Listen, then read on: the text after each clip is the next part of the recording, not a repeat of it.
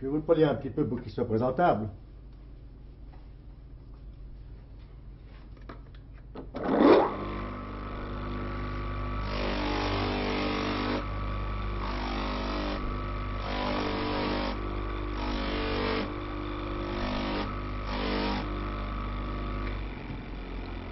François Hugo, vous terminez un bijou pour Max Ernst. Comment avez-vous connu ce peintre célèbre? Je l'ai connu avec le mouvement surréaliste. C'était d'ailleurs un de mon meilleur ami de ce groupe-là.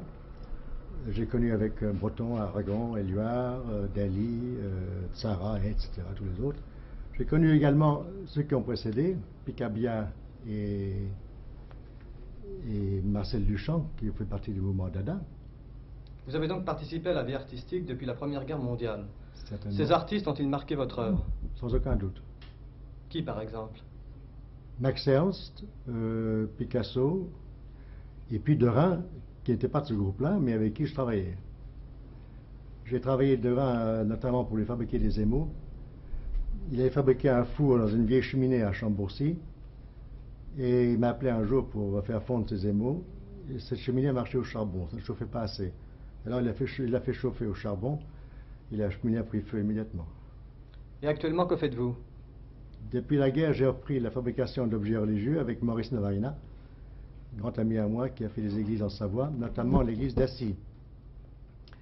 Depuis 3 ans, essentiellement, je travaille à fabriquer des plats en argent pour Picasso, des plats très grands plats, dont je vais vous montrer des biscuits et des dessins d'après lesquels je travaille.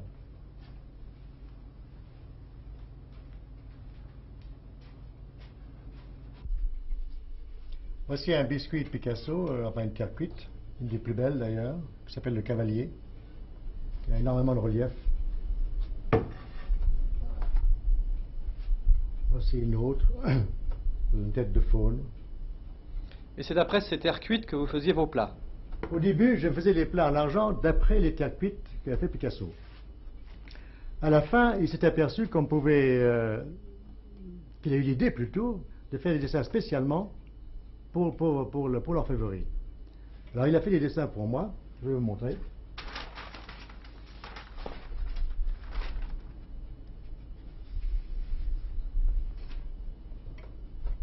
Et vous avez déjà fait un plat avec ceci? J'ai déjà fait un plat avec celui-là, oui. Voyez-vous, il faut le génie Picasso pour avoir compris les premiers coups quel genre de dessin convenait le mieux à l'orfèvrerie. Il a vu grand.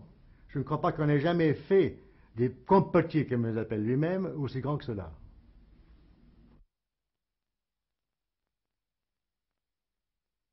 Et par quel procédé, François Hugo, fabriquez-vous vos plats?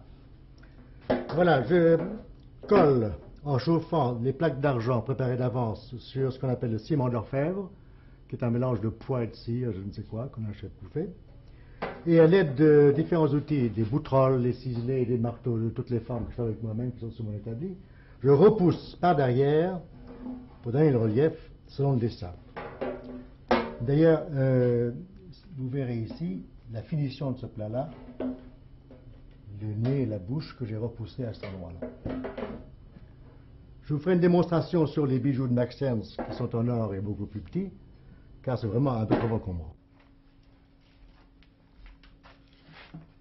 Voici le modèle original de Max Ernst, dont vous avez vu le fini en or tout à l'heure. Il est en plastine, matière très molle, donc je suis obligé de prendre une empreinte en plâtre qui donne le négatif que voici. D'après ce négatif en plâtre, je fais un dessin aussi rendu que possible. Et ce dessin, je le reporte sur une plaque en or qui est déjà fixée sur le ciment. Et maintenant, je travaille sur cette plaque avec les petits ciselets différents que vous voyez là, pour rabattre le métal dans le creux.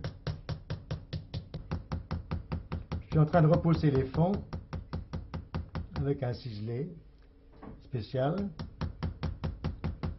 Je me reporte de temps à autre soit au plâtre en relief, soit au dessin que j'ai fait, pour ne pas me tromper.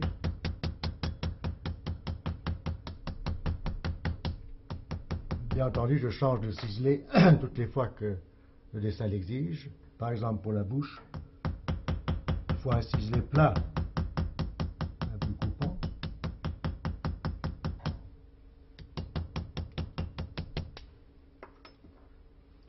là, j'enfonce les yeux.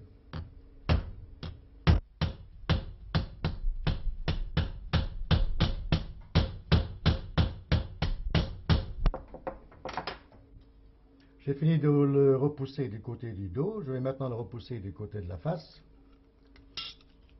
pour enfoncer les creux que je n'ai naturellement pas pu enfoncer du côté du dos. Et je vais continuer ainsi en le renversant tantôt d'un côté, tantôt de l'autre, en le recuisant et en retreignant quand c'est nécessaire jusqu'à la finition complète du bijou.